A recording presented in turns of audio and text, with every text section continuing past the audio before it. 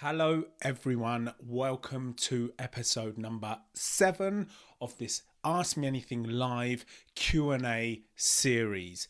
I've done these every month from when they began, and it's been going really well. It's been full of ups and full of downs, full of challenges, but it seems like we get some incredible conversations going on in these sessions. It is open, it's completely open. We use the chat box here to interact. Give your comments, give your suggestions, and of course, give your questions. It's an interesting discussion. As I mentioned, this is number 7, and we're on a roll with this. Now, I haven't been on here for a little while. I usually do these every month, but last month, I missed out on the opportunity to do an episode because I had some other things going on. It's so crazy when you start to think about the people who you're following on social media and they actually have lives outside of social media. I know. So we're back now this month. We're looking forward to this one. I've got a lot to talk about whilst we wait for the questions to come in. A lot has been happening in the last couple of months. I have been speaking with a charity about trying to get into schools and colleges. Now, I'm going to post a little bit more about that work very, very soon. I'm going to put it as something that hopefully we can all collaborate on. I want it to be something where the proposal for trying to get into schools that I'm putting together, I'm going to post about it and ask for people's opinions because, as you know, or if you're new to following me, just to let you know that I am new to all of these different steps of progress that we're making here on this page, on the Something to Say official page. Okay, so this is an Ask Me Anything live Q&A. Put the questions either in the chat or the question box, and straight away it looks like we've got 2 questions. So let's go with that. It's great to see. Hi, Emma. Nice to meet you. So I've done some podcasts with Emma. We've kept in contact, and she's actually been on this journey since I started this. She's one of the early followers. So what have you been up to lately? Any news on the theatre production? Okay, let's talk about that theatre production. So I met up with theatre companies back in September 2021.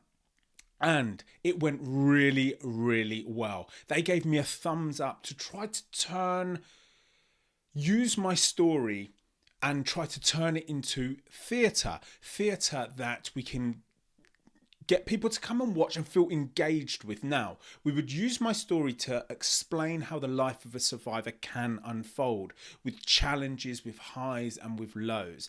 Now, there has been a few issues with the theatre company. They have gone quiet on me. Now, actually, they did message me back a couple of months ago, but all of a sudden they were feeling unsure about the idea. Now, why are they feeling unsure about the idea?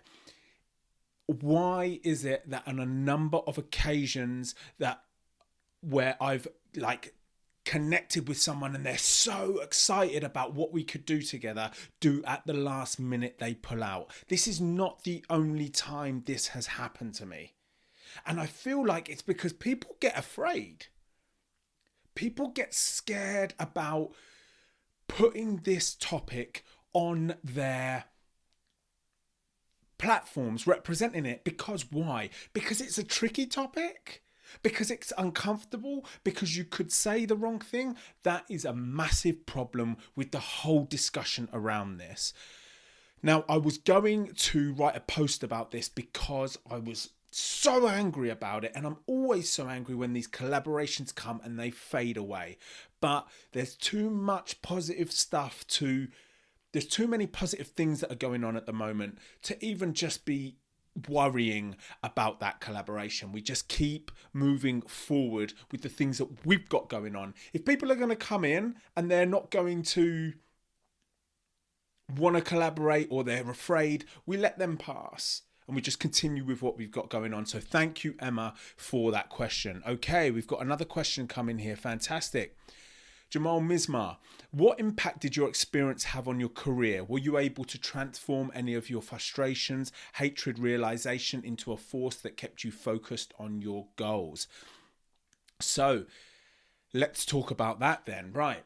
Now, for those that know my story, you will have heard me talk a lot about the fact that the memories of my abuse didn't really start coming back into my life until I was 25 years old. Now, when I was 25 years old, I was in the middle of my engineering career. I had a very good job. It was engineering structures framework for aircraft and supercars. I worked at McLaren for anybody that is a car fanatic, you will know that is like top of the range stuff. It was interesting, it was encouraging, it was motivating. I was really flying in my career.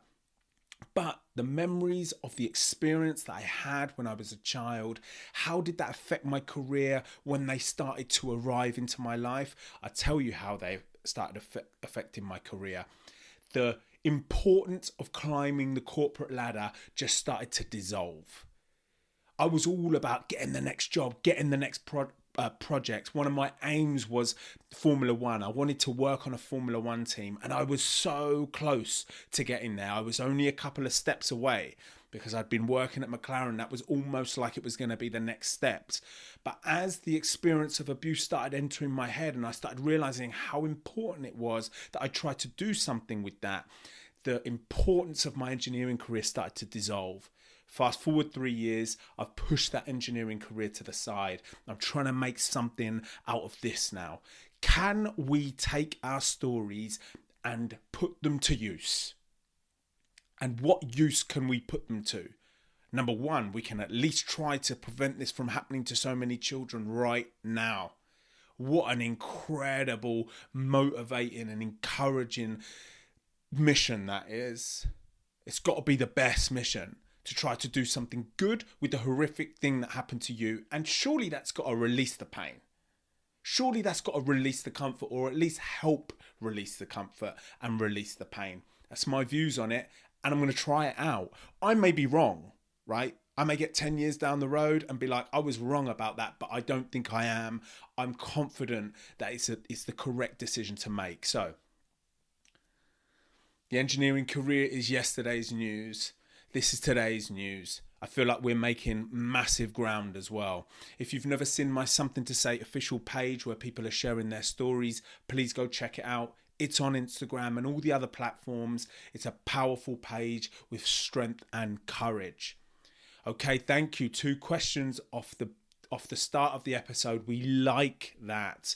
This is an opportunity for you to ask me whatever you like. Anything about my story, anything about the project and how it's going, anything about life in general. And you can put those questions in the comment section there. I've had a lot of messages from people recently asking me about advice on how to deal with memories, advice on how to approach the police with what happened to them. I find it really difficult to respond to those messages that people are private messaging to me. Because am I really in a position to advise somebody to do something? I feel like I'm not. I feel like that would be incorrect for me to say to somebody, you should do it this way or you should do it that way. Because I don't know that person. I've never met that person. I don't know that person's position. I don't know that person's situation or environment. So I'm responding to these messages and I just let people know what I did and what worked for me and what didn't work for me. And then I can just, that can be like indirect, then people can see what has worked for me and what hasn't worked for me. I feel like that's my best approach at the moment. And I'm always learning, right? So sometimes I'm getting it right and sometimes I'm getting it wrong for sure. And we'll be forever doing that. Okay. Jamal Mizmar has written another couple of comments. Just thinking of your followers who might be in a situation of confronting their abusers. If you had your time again, would you have pursued it in a different way? Approach before confrontation, speaking to someone, family, therapist. Would you have thought about legal advice? Now, confronting my abuser. That is part of my story. And when I look back at that situation and realise that I got arrested for that, I got prosecuted for that, I feel like those things were in some ways kind of like out of my control.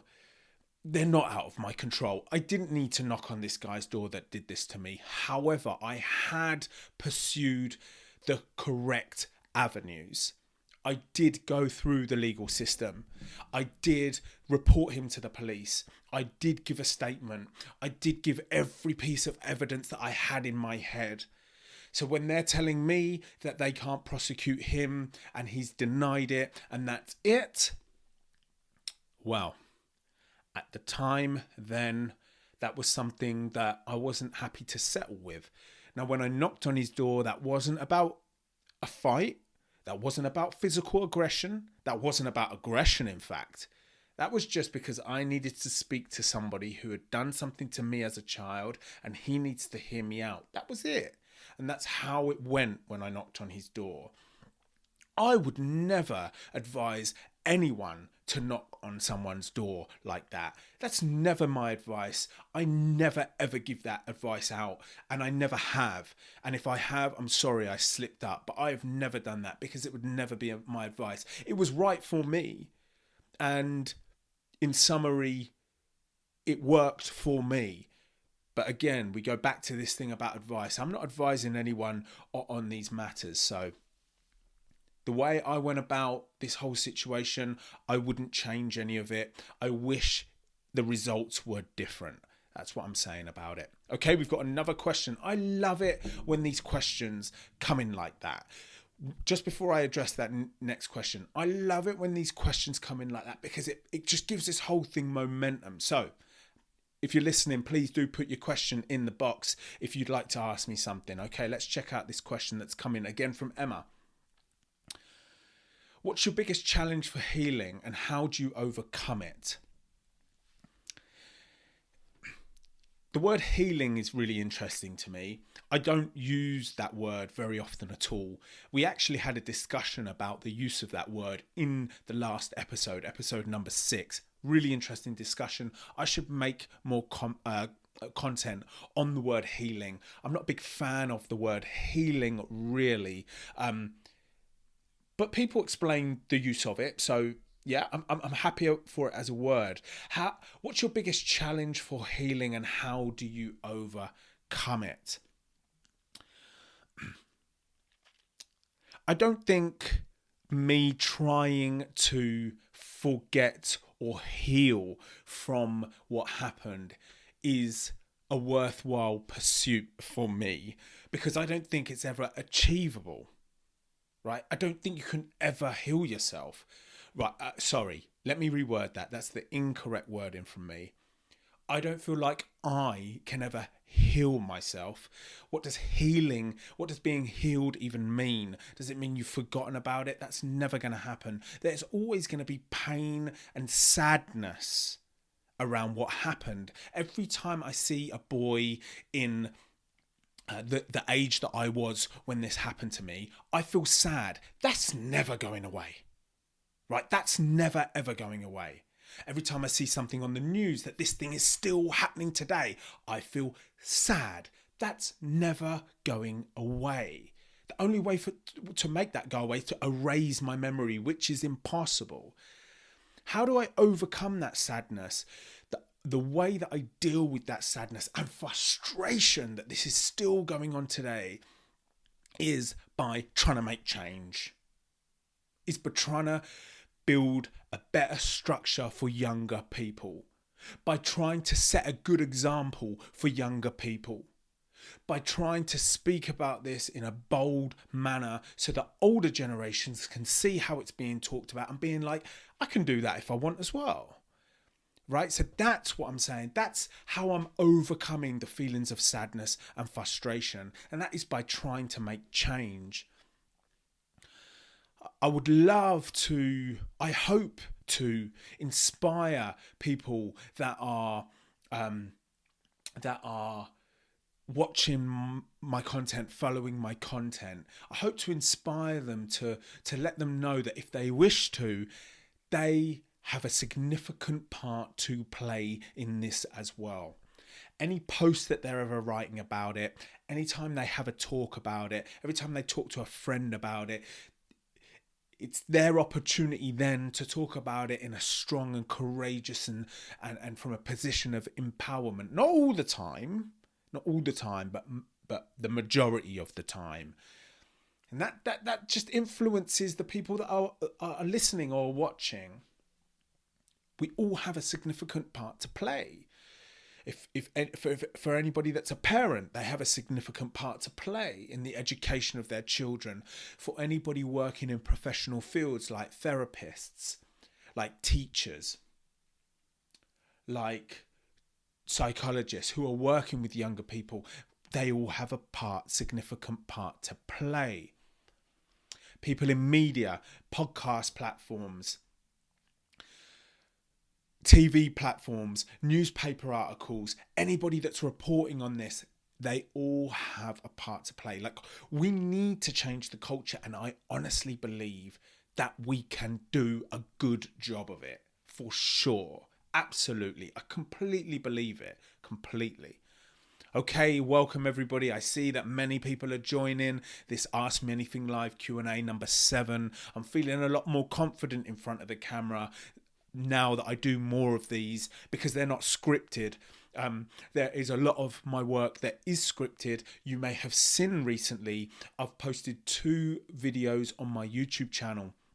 2 short stories, 3-minute stories about 2 characters, and they are scripted versions of my content. I have some scripted stuff, I have some spontaneous stuff, because I'm trying to mix and match, and actually I'm trying to improve my skill level as well in front of the camera. So let's just chat about those 2 videos that I recently posted on my YouTube channel. The YouTube channel is growing every day, by the way. Fantastic. I would like that to be one of the big platforms, because if you can get that momentum on the YouTube channel rolling, it does wonders for the content and the message. So the 2 videos that I recently posted on my YouTube channel are 2 short stories. One about Tommy, who's 15 years old, who has found porn on his phone for the first time. And the second story is about Olivia, who's 15 years old and is dating a stranger on Instagram. If you didn't check them out, please do check them out. They're interesting stories. I'm really trying to work on my writing with these. And of course, as you know, I'm always trying to work on improving the visuals. So you're going to see there that the editor has put text to emphasize some of the things, points of the story. We've used stock footage in the background to keep the engagement up. Like, we're trying really hard to make this subject so engaging that it could just be on normal TV and people won't be scared of it. That's what I'm after. Okay, another question, Jamal Mismar. Thank you so much for the questions, Jamal. You're keeping the momentum up here. If this happened with a woman, do you think you'd feel the same in the same position today? Would you say we live in a society that usually only recognises males as the dangerous abusers? 2 fantastic questions. 2 fantastic questions. And when questions like this come in, I'm like, I need to make more content on these types of situations. Okay, let's answer them individually. If this happened with a woman, do you think you'd feel the same position today? If the person that abused me when I was 8 years old was a woman, would I feel different today? My immediate answer is yes. Because one of the things that is inside of me is the fact that it was a man and I engaged with a man. That was a troublesome thing for me to get my head around as I started to come to terms with what happened. A man did this to me. I engaged in sexual activity with a man. I was kissing a man. A grown man. Now, for any for myself, when I started realizing, oh no, I thought, this is really embarrassing. Like, I'm a straight heterosexual guy, and I felt embarrassed that I'd been with a man, and that wasn't nice. It also made me question my sexuality. Was I gay? Because when I was younger, I had engaged with a man. All of these complications that this experience gave me in my head. If it was a woman, I feel like it would be that those areas would be different. But I feel like the core problems that come with frequently with an experience of child abuse, which is that an adult took advantage of you as a child and exploited you, they would still be there. Let me actually tell you very, very interestingly, I feel like one of the big difficulties, if you are dealing with an experience of abuse as a child that was from a woman, is you're going to be really struggling for society to take you as seriously as if a man did it. Because if it's a woman, then it's almost like that laddish culture that's like some sort of like praise or something about that. Now, I know I was 8 years old, so that's really, really young, but let's say a woman was to sexually abuse a minor, and let's say that boy was 13 years old.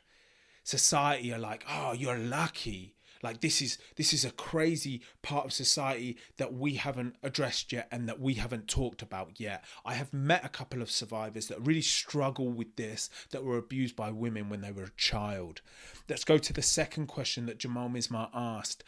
Would you say we live in a society that usually only recognises males as the dangerous abusers? For sure. Nobody ever thinks of paedophiles as being females.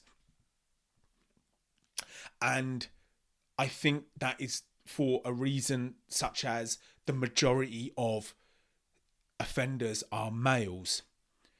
So that's probably why that thought pattern from society has come in.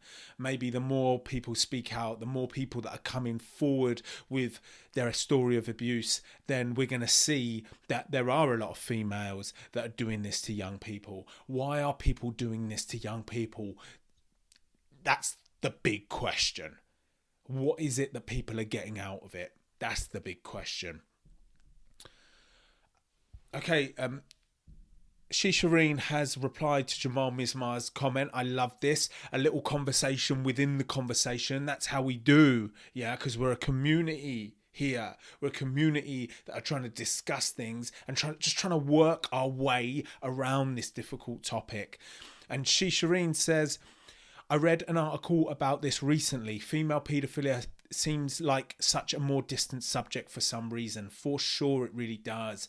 And again, you know, when I said at the start of this episode that, you know, we all have a significant part to play in this if we wish to take that on.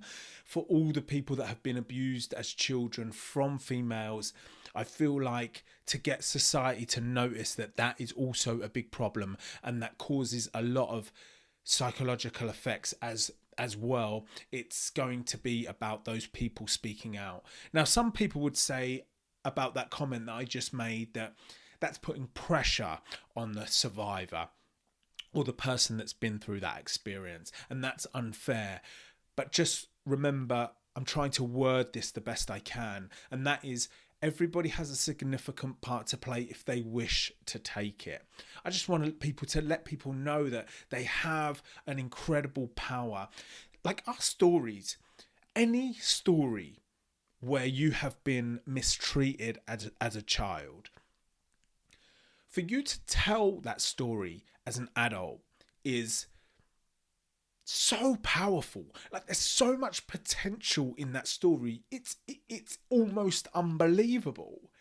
And it's not only when you speak that story that you feel powerful in yourself, which I'd love to find out why that happens to people, why you feel so powerful when you tell a story of misfortune in your childhood. There's got to be something in the brain that does that, because 99% of the people feel that. Not only do the person who's telling the story feel powerful, the people that are listening are like, feel the strength as well. It's like there's strength all round. There's strength all round by telling stories. You know that Something to Say official page that I've got, the other Instagram account where people are sharing their stories. Now, something that you don't see as a viewer if you're following that page is the correspondence between us and the person telling the story before we post it, right? Now, we must have, I think we've got, we've got like 60 or 70 stories on there. And I'm going to say probably around half of them are the first time people are talking their story out or in public. And everybody is saying, wow, that felt so good. Once we posted it and let them know that we posted it, people are writing back to us and being like, now that it's out there, this feels so good. Like there's a common thing that we're all feeling when we're, is it being vulnerable in a public space? Is it that, like Marie has just written here, completely agree. It's like you reclaim back your ownership of your experience. It's incredible. And Marie, correct me if I'm wrong, but you've also featured on this Something to Say platform. So it's like there's some power in the story. I feel like there's power, I feel like there's power in the conversation as well. Because every time I post something which encourages a conversation on my platforms, it's like people get really into it. However, there was a question that I posted a couple of days ago that got next to no response. And I know when I write these questions that sometimes they're kind of pushing the boundary a little. But pushing what boundary? Right? Pushing what boundary? I don't know, but I feel like when I'm writing them, sometimes I have to pull back a little bit because I feel like I've gone one step too far. Sometimes I have to rewrite them, and sometimes I'm not even sure whether I get the wording right. Now, on this particular question, I'm still not sure. In fact, I don't think I've got the wording right. I feel like in a year's time, I'm going to come back to this question when I'm improve my writing skills and try to rewrite it. So the question is it perverted to follow someone on Instagram purely because they're posting hot pictures of themselves? Now, I thought when I wrote that, the wording probably isn't right, but I think it's a valid question. Is it perverted? Is it creepy to follow somebody on Instagram purely because they post attractive pictures of themselves? Now, as I say that, maybe hot pictures was the wrong terminology. Perverted, was that the right word? I don't know. I did my best and I put it out there, and there was no interaction really with the post. But I still feel like it's an interesting question. But also, I feel like we've got to understand when I ask questions like that, that not everybody wants to put their comment in the comment section because then it's public. And these are tricky questions. But is it a tricky question? It's a straight yes or no. Is it? I don't know either. But yeah, I'm just trying to experiment and push the boundaries. I'm trying to make things interesting. I really am trying to make things interesting. And often these are questions that I have in my own head that I find interesting to ask as well. So yeah, it's really great to see the different responses that I get on my platforms from the community now that we've built. So that's a great thing.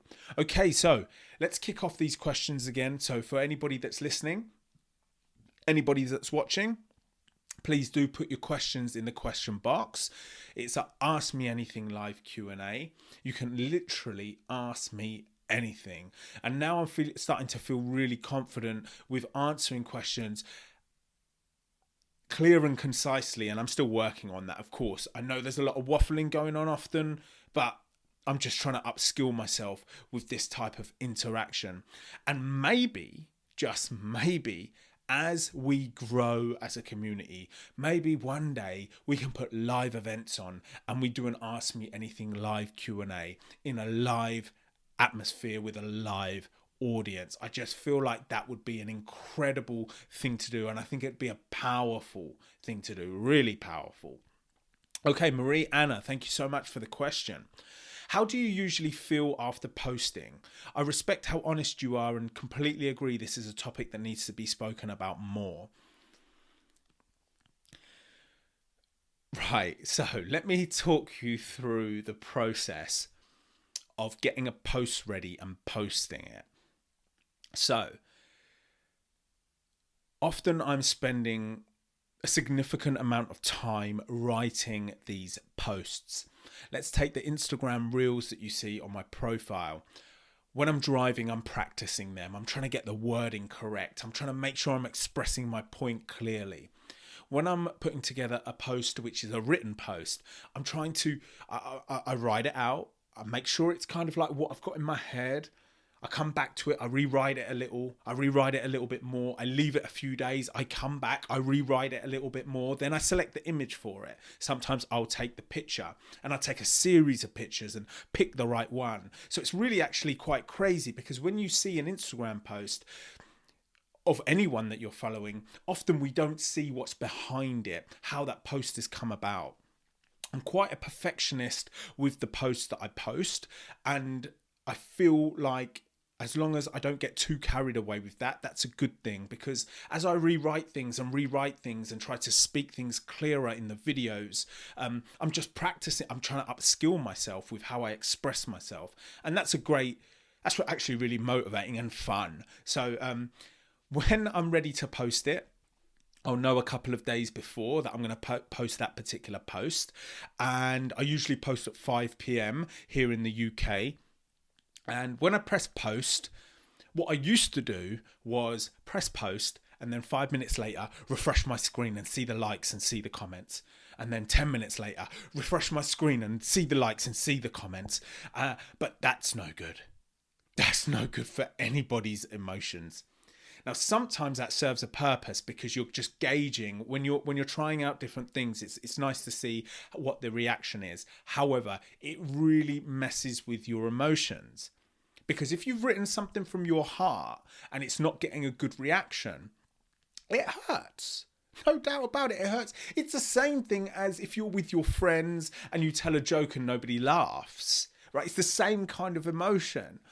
So as I started doing this and I was posting more and more and more, I made a rule with myself. I post at 5 p.m. I post it and make sure it's gone up properly. And then I shut all my social media accounts down and I let it live its life. And then in the morning when I start work again, I'll check out how it's gone. So it's a roller coaster of emotions being on social media. Because we're human beings and we like people to love us and give us praise and think we're brilliant. That's, and striving for that brilliance and that praise is something that is useful as long as you don't get carried away with it, I feel. So I have to really discipline myself with the whole social media thing. I'm working with some people and we're trying to actually develop my social media strategy. Let's say this time last year, every post was a point that I wanted to make. Every post was a discussion I wanted to encourage. And now it's starting to evolve into something slightly different. I'm now starting to use Instagram, Facebook, LinkedIn, and Twitter. And the odd post is a promotion post to direct people to my YouTube, because YouTube needs to really be one of the top platforms that people are interacting with.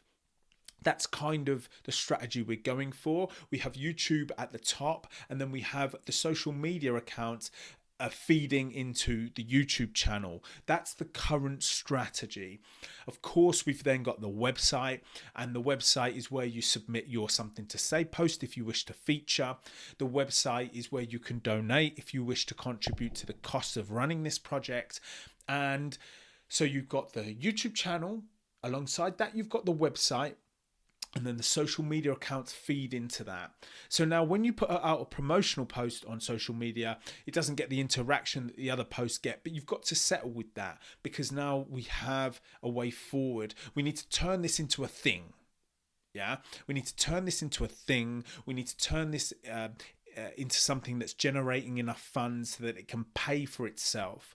The video editors that I work with on the YouTube channel, the admin lady that helps me with all the something to say entries, Naria, who helps me with all the branding and the designs of the posts, Johnny, who helps me with the video editing. It's like a team of us now.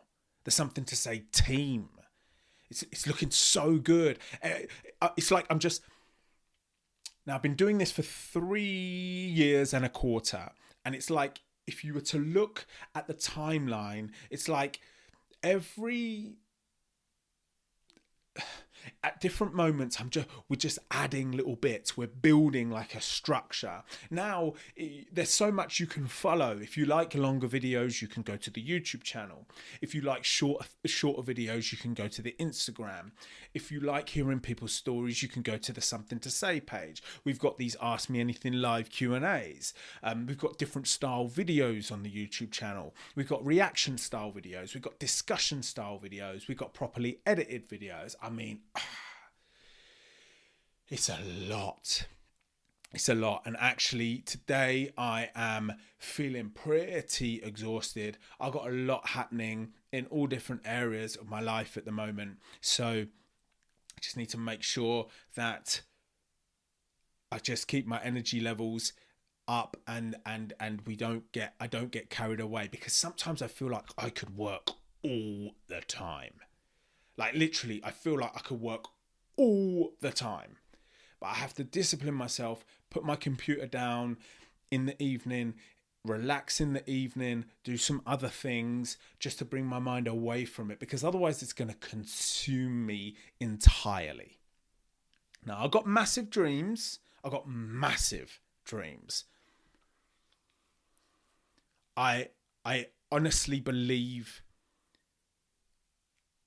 I am going to be able to get content on Netflix that covers this topic in some way. I have no doubt that that's going to happen. Honestly, I feel like theatre performances where we have sold out stadiums is entirely possible. I feel like changing the culture, inspiring a generation is absolutely within our grasp. I feel like the content that we're putting out is going to be content that teenagers are going to come across, and it's just going to inspire them. Everybody needs inspiring, something to follow that inspires them. Everybody needs that. I follow so many people that have changed my life online. They don't even know it. They don't even know it. They changed my life. They changed my view on things. They change my perspective on things. They let me know what's possible. I mean, I've made videos about them. Jordan Peterson being one of them. He's a clinical psychologist, fascinating a man in my eyes. Tom McDonald, a musician, done very different things with the music industry. Joe Rogan, huge podcaster, it showed us that anything's possible. A comedian called Theo Von got a really interesting style on his YouTube channel. These people have been massive inspirations to me. And if we can create content that's going to inspire younger people like that, what better thing could we do with our time in this life?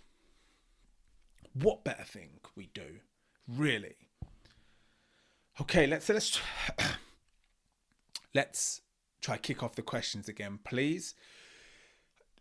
I feel so passionate about that. I feel so sad when I see teenagers and young people struggling with momentum, confidence, self-belief, what direction with their life. I don't like seeing that. And if we can change a few people's lives, that would be incredible. But also the older generations who are struggling in their way as well. Why not? Why not everyone? Okay, thank you so much. Thank you. Okay, let's try to get some questions going. It's really hit me, that has. Try to get some questions going again, people. Ask me anything live Q&A. I like it when people ask me questions, even questions that I've answered many times before. I got no problem with that. I like giving the information. I like letting people know the background. So whilst another question is coming in, let's talk a little bit about this merchandise. It's something that a lot of people know is in the pipeline. It's in the pipeline and it's nearly here. It's going to be huge. It's going to be a massive milestone for this project. Why is it going to be a massive milestone? Let me tell you why. It's because it's going to give people an opportunity to support the cause if they wish to, but it's going to give people an opportunity to wear something that makes them feel strong in wearing it. This is not a new vision either. This is a vision that I had from the very start. This is a vision that the incredible Nuria, the graphic designer who I work with, who is actually responsible for all the branding that you see, is helped me bring into reality. You know what? When I first had this idea of one day having merchandise, and I see other big YouTubers and people having merchandise, so that was an idea. And I thought, what I would like to create something that represents child abuse in some way, that men would wear and feel strong in wearing. That was one of the missions with the merchandise. And that is not to say I don't want women to wear it and feel strong in wearing it as well. But I always just remembered when I started this, like when I'm talking about when I started this on the open mic scene, I just remember feeling so scared and embarrassed to talk about this subject. I wanted to create something that people can wear and just feel strong. It's coming. We've got hoodies, we've got t-shirts, we've got coffee cups, reusable coffee cups, we've got notepads, we've got tote bags. We've got some brilliant designs, and now you can wear something that represents something to say, because you know what something to say represents: strength and courage. And now we can really just start building this whole thing. Mariana, I hope that answered your question. It's coming soon. We're so close now. We're so close. Keep an eye out for that. What else is happening? I'm always trying to push, of course, I'm always trying to push this content. I'm just waiting for one of my videos to catch the algorithm and really just get spread to many people. The school proposal that I'm putting together at the moment, it's quite a complex task, actually, because how am I going to get this subject into schools? Like, really? How am I going to get child sexual abuse into schools, especially when I'm not a charity? Right? If I was a registered charity, maybe it would be a little easier to do that. But I'm not. I don't have any plans to. And so I'm just kind of a sole trader. And to try to get this subject into schools is going to be tough. I'm actually collaborating with another charity, so that may help me a little. And I'm really planning to get this in front of young people, this subject in front of young people, but in an engaging way. What I don't want is, I don't want to turn up to the school, to the assembly hall, and all the students be like, oh, another lecture, or oh, this is going to be boring, or just, they're fidgeting, or they're not looking. I want it to be like engaging. I want it to be interactive. I want to tell stories and ask the audience questions. I want to know how they're feeling. I want to know what their opinion is on it. Like, I think I can really smash this. I think I can do really, really well with this. Okay, everyone. So we've had quite a few questions. We're 45 minutes in. It's so crazy. This seems to go, it goes so fast. Really, it does. We're 45 minutes in. We got 15 more minutes for possibly anyone to ask any questions. Let me try to prompt a few people here. Would you be interested in hearing a summary of any of the events of my story? Would you like to know how this project all started? Would you like to know what the biggest challenges of doing this work is? Would you like to know what brings me the most satisfaction in doing this work? Would you like to know what the goals and visions are? Would you like to know what some of my targets, my immediate targets are, and how I plan to achieve them? Many questions you could possibly ask. Oh, fantastic. Some have come in. Okay, we've got one here. Thank you so much. Have you tried collaborating with youth theatre to get into schools? Yes, that is something that I'm going to push. So if I could get actually students maybe that are on acting courses or production courses, possibly then they'll want to work with me and take my ideas on as their project. That would be a fantastic, fantastic thing. It's something that I do not put enough time into. But I would like to push that. That would be great if I could get a university on my side. And also with this youth theatre, with this word youth, if I can put together a presentation that's suitable for schools, but have a kind of theatre twist to it. So I'm walking over this side of the stage and I'm telling a story over here, and I'm doing a bit of a performance, kind of like a bit of a spoken word poetry thing. Asking questions, and then if I can get a strategy that's working with the young people, I could take it to youth clubs. I could take it to youth football clubs. I could take it to other organizations. I could take it any youth organizations. I could show them the proposal, show them that it's working in schools, and get it out there. It's something that I'm after. Thank you so much for the question.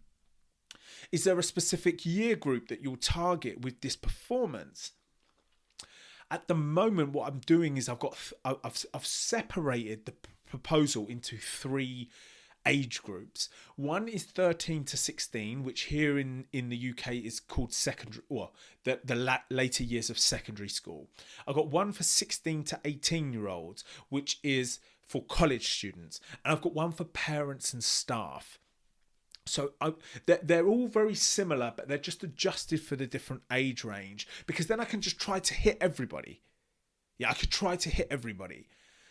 Then if I approach an organisation and they're not sure about me speaking in front of their pupils, then I can at least try to get to speak in front of their staff or even their parents. Now, for everybody that is listening or watching this recorded version or recording of this, I am very, very soon going to make a YouTube video about this.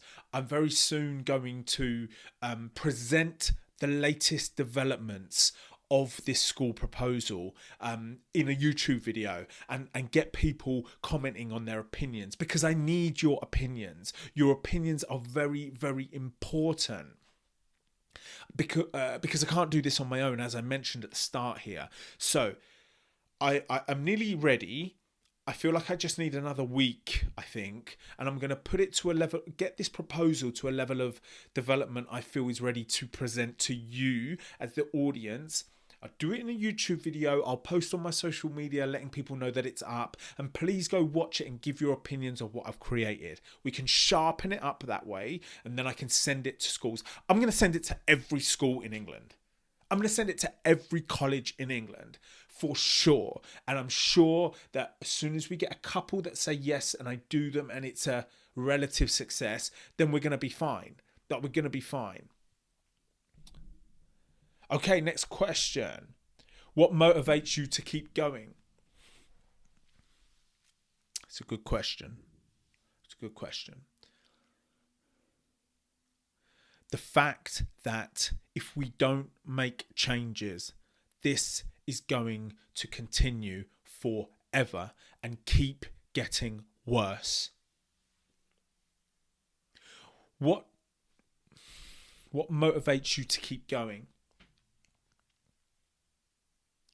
The fact that I know how much an experience of child sexual abuse can disrupt a life, how sad it can feel that you've been through that experience. And if we can do something to change that, then that is motivating enough. Seeing the stories of children facing grooming online, in person, continually being abused in some way, it's not good enough that we're just sitting around not doing anything about it. That's what motivates me. To try to break boundaries and take this subject into areas that it hasn't been before, that it needs to be at. Massive podcasts, big TV platforms, and communicating the topic in a way that engages people. Not in a way that as soon as you hear that it's about child sexual abuse, you turn it off or you skip it. I want people to be going into work the next day after they've seen one of the films, or they've read one of the articles, or they've come across one of the videos. I want them to go into work the next day, and when they're making their coffee in a coffee room, be like, oh my goodness, you have to see what I watched last night. It's about child abuse, and I know that's a crazy subject, but it was so gripping. I learned, and now I feel like I'm more equipped to protect the children in my own life. Watch it, share it. I'd love to create something that teenagers share within their peer group. I'd love to make content that's shareable. That's what motivates me. One last thing that motivates me, and that is, I believe it's possible. I'm not just trying to be like positive all the time. Like, I honestly believe that all of this is possible. I've said before in videos that something that we've got on our side with this subject is that actually, if it's communicated in the right way, it's gripping. It's unavoidable. If you create the correct headline, if you create the correct storyline, it's gripping. It's just if we're going to continue communicating it in this fearful, horrific manner all the time, then you're going to get people turning off. I liken it to, you know what I liken it to? I liken it to, videos showing like factory farming of animals. And when you come across one of those videos on your social media, you don't want to watch it because it's too horrific. It's too horrific. Nobody likes that, right? When you see anything with the title of child sexual abuse, I feel like we have a similar reaction. You don't want to watch that. For whatever reason, you don't want to watch that. So you pass through it. You just skip past that. But if we can do it in a way that it's like film, it's like drama, it's like story, but within that story, this subject lives. So that you're watching a drama or a story, or you're following a character, and indirectly you're learning about the challenges of having an experience of this, the dangers of that it's still happening, etc., etc. I'm trying to achieve that with my videos. The short stories that I recently posted. If you've ever seen the video of me sitting on a bench telling my story, I kind of tried to achieve something in like a kind of cinematic way with that video. The 2-minute animation, the black and white animation that I released 1 year ago. If you haven't seen that, go to my YouTube channel. It was 1 year ago. That's crazy. All these different ways. Art. That's what it is. It's artistic. We need to get artistic with it. Not just document. Not just educational. Not just so formal. It's trying to be artistic with it all. That's what's going to grab people, because I feel like I can create content for the survivor community. I can write posts for the survivor community all day long. And people will interact with them all day long. I can tell my story. I can talk about what it's like. But what I want to do also is get this subject outside of the survivor community. I want to get this subject to the people who feel like it would never happen within their family. It would never happen in their neighborhood. So I want to get this subject in front of people that feel like this only happens to other people or only on the news. I want to make it relatable. I want people to watch the content and be like, we should probably be aware of this. That's really the goal. That's really the aim. And what an incredible, motivating, encouraging mission it is. It's given my life energy. It's given my life incredible purpose. I wake up every morning feeling like, right, what can we do today? What needs to be addressed? It's like such a great plan. Such a great plan. And if we can crack this, or at least start to crack this before our time is up, and we can look back and be like, we did a good thing. We did a good thing. With the tragedy, we turned it into a triumph in some way. We inspired a generation. We changed the culture. Maybe even we adjusted education systems. Maybe we got politicians to take notice. Maybe we broke down doors for the younger generations to come through and talk about this more openly. Maybe we open doors for the younger artists to come through and talk about this subject in an even bolder way. Maybe we break down those doors. Maybe we're the generation to break down those doors for the younger generations coming through. Really, I believe it. I really believe it. Inspiring a generation, changing the culture. It's possible. It's got to be possible. It's got to be possible. Okay, we've got 3 minutes left. And let's just kind of wrap up here. I just want to let you know what's coming up soon. Please do keep an eye out on my profiles. Lots of posts coming out. I've got a series of videos coming out on my YouTube channel. Please do support that YouTube channel. Please keep an eye on the merchandise launch. I'll be posting about that soon. My prediction is in April. Please do go support the Something to Say official page.